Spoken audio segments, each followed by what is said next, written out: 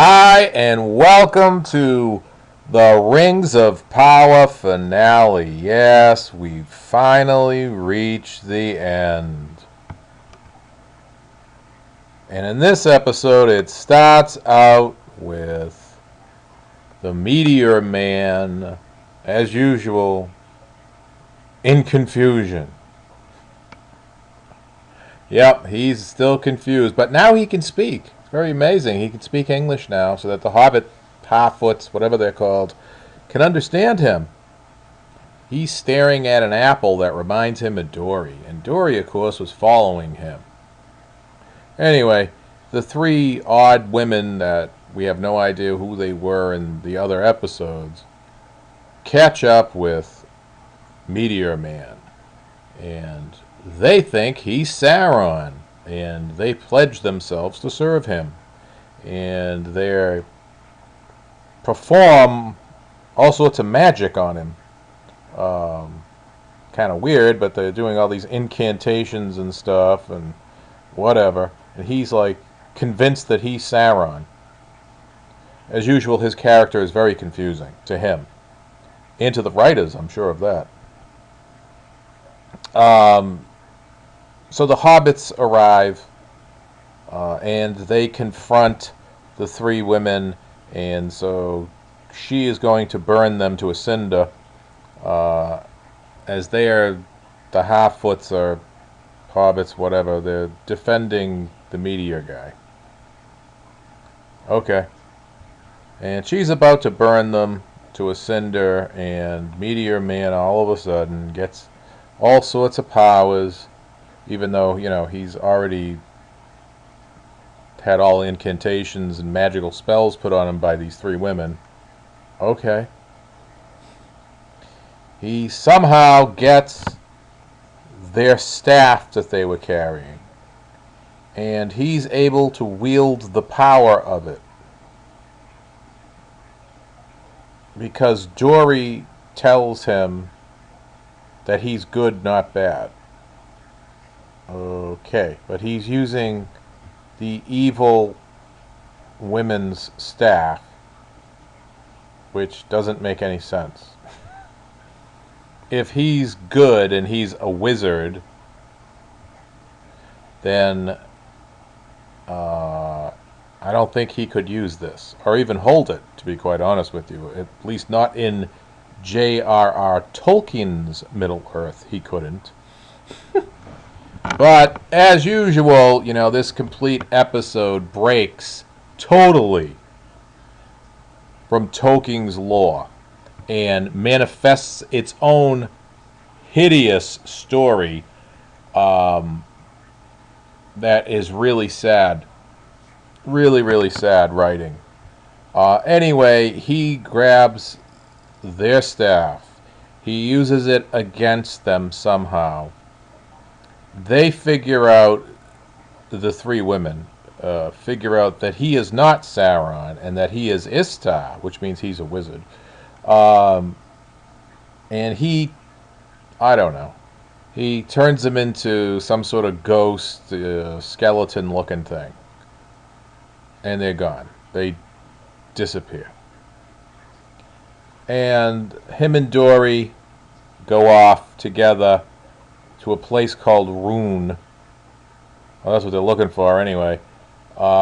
Supposedly so that he can discover who he really is. But it's already established that he's a wizard. So most people would say that he's Gandalf.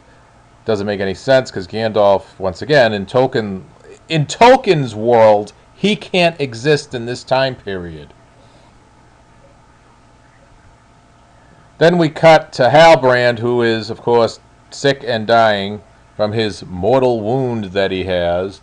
But all of a sudden, they have elven medicine, which obviously the writers themselves don't know what's going on in their own show, when in previous episodes they said they don't have any elven healers because they don't need them.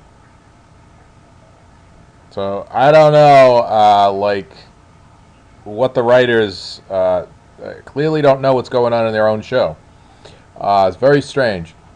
And then we have, of course, him, the master forger, master blacksmith, master elemental, uh, master elf,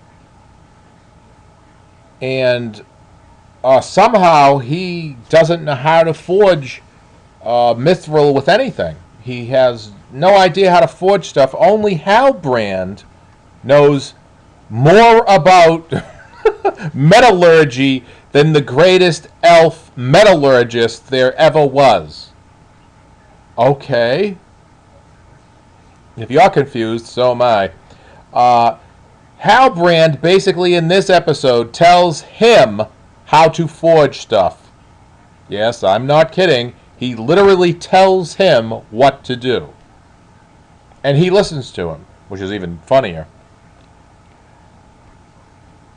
While that's going on, while Halbrand is taking the greatest elf metallurgist to school, he also is talking with Galadriel, because Galadriel becomes suspicious of Halbrand and has, I don't know, one of the other elves go look up in some silly library all the kings of the South and blah, blah, blah.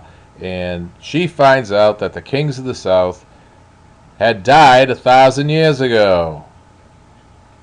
And so clearly Halbrand can't be a king. Well, frankly, if he's supposed to be a man, he couldn't be that old anyway because, well, once again, in Tolkien's world, men live to be like 300 years old. So he couldn't be a man if he lived 1,000. He's been alive over 1,000 years. Just telling you. Wow. So mind blowing. So of course, Galadriel's suspicious and asks him, "Well, who are you? You're not the king." Blah blah blah. So Halbrand says to her, "I already told you who I am. And as for being the king, I told you that I found the sigil on a dead man. And yes, I have been alive since before the sun itself." So, okay. And, he goes on to say, well, I was minding my own business and I was quite happy in Numenor. Said, you dragged me to Middle Earth where I didn't want to come. It actually is you who have made me renewed. Basically tells Galadriel, her that convinced the Queen Regent of Numenor to bring him here to be in charge of an army that he didn't want to be in charge of, nor did he want to use. He was perfectly happy in Numenor being a blacksmith. And she revitalized him into wanting to be king again. And everything really is her fault. And then he goes on to say, which is absolutely hilarious because it basically is her that egged him on to do all these things that he didn't want to do. He was minding his own business. And so she says that she discovered him on a raft. And he said to her, no, you didn't discover me. I discovered you in the ocean. Anyway, he goes on to talking and uses his magic because he is Sauron and he is extremely powerful. He is far more powerful than Galadriel is. Galadriel, not being a wizard, she cannot measure up to his power. Only someone like Saruman or Gandalf or one of the wizards is equal to Sauron when it comes to magical abilities. And so, well, at least in Tolkien's world. Once again, we're off on a tangent here with this whole break from The Lord of the Rings, the break from The Hobbit and the Silmarillion. And so we've broken off completely from that. And we're into some Amazon world that makes no sense. Okay? Just telling you. And so anyway, so Halbrand, basically tells her the story and says to her, hey, you made me what I am, and, I really see that you and I should be together. And basically says to her, you and I, you can be my queen, and we will rule Middle Earth. Says that's how I see myself, as the king of Middle Earth, and you can be my queen. And that's basically what he says to her. Does that they do this whole vision thing and blah blah. And so Galadriel says, "Oh no, I can't do that. I can't be that, blah blah blah." And so that's what happens. You get some vision this is supposed to be him, Sauron, and her in the vision in the water. And then we're back to the forge again. And we have Elrond there, and he's talking to them, and they're trying to figure out how to forge this mithril because they need the mithril to keep them alive. Once again, this is all an Amazon manifestation. The writers that don't know what they're doing, going on and on about stuff. And so they decide with Galadriel to make 3 rings.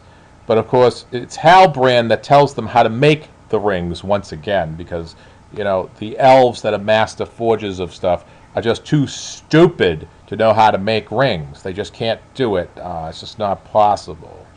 And so Halbrand tells them to combine the gold and silver with the mithril and do that and do it without pressure. Like I said, he explained step by step how to do this. Utterly ridiculous, just stupid, totally in violation of everything Tolkien. It's so annoying. If you love Tolkien, you will hate, and I mean hate, this episode. Really get you angry because there's nothing in here that's from Tolkien. And so they're going to forge 2 rings, but Galadriel tells them, no, forge 3 rings. And so they forge 3 rings. And there's the 3 rings. 3 rings for the elves. Of course, they didn't forge the rings for the dwarves or the rings for the men. Whatever. Like I said, this whole show gave me a headache. And yes, of course, as we knew, Halbrand is Sauron. What a shock. And so, basically, it is Galadriel who is responsible for making Halbrand be Sauron again. Which is probably the best part of the show that I thought. Because, the whole character in this entire series of Galadriel just makes you hate the character, and it's really sad because she shouldn't be hated. You actually end up liking Halbrand, which makes no sense because he's Sauron. And of course, this whole thing between him and Galadriel, once again, we're off in the wilderness here, where none of this happened in Tolkien's world. All right, Galadriel never meets Sauron. None of this ever happens. She's never offered to be queen of Middle-earth or anything else. Galadriel's supposed to be a Mother Nature figure. That's what she's supposed to represent. So all of this is nonsense and just stupid, bad writing once again. Horrible execution once again. Really stupid show. And I'm very happy it has come to an end. And hopefully we won't get to see it ever again because the people at Amazon, I would hope, would realize that this is a disaster of epic proportions when it comes to shows that are on television. There's no redeeming quality to this show. It certainly has zero to do with The Lord of the Rings or The Hobbit or The Silmarillion. There is nothing about it that is in Tolkien lore. It is basically an abomination, a total destruction of Tolkien's work to go off on some tangent that makes no sense to anyone.